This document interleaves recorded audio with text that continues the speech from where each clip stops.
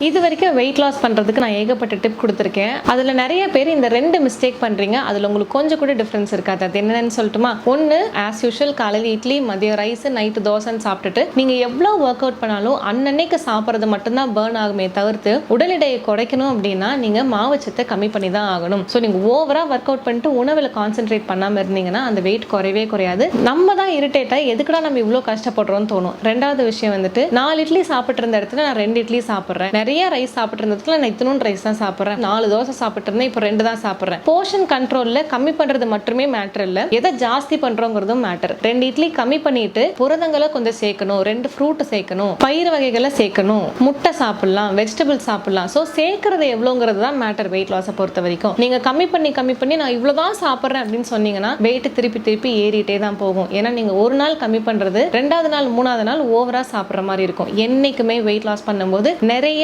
நல்லதா சாப்பிட்டு weight loss பண்ணுங்க. அப்போ உங்களுக்கு கரெக்டா வெயிட்டும் கம்மியாகும், அழகும் கூடவே நல்லாவே வரும். கரெக்டான ஒரு பிளான் வேணும் அப்படின்னா ஒரு டைம் கன்சல்ட் பண்ணிட்டு நம்ம ஹாஸ்பிட்டல்ல டாக்டர்ஸ் வந்துட்டு உங்களுக்கு பேலன்ஸ்டா போட்டு கொடுப்பாங்க. அதை கண்டிப்பா ஃபாலோ பண்ணா குறையும். நம்மகிட்ட டயட் பிளான் எடுத்துட்டு குறைஞ்சவங்க ஒருவேளை இந்த வீடியோ பார்த்தீங்கன்னா கீழே கமெண்ட்ஸ்ல உங்களோட எக்ஸ்பீரியன்ஸை ஷேர் பண்ணும்போது வர்றவங்களுக்கு இன்னும் கொஞ்சம் பெட்டராகவே இருக்கும்.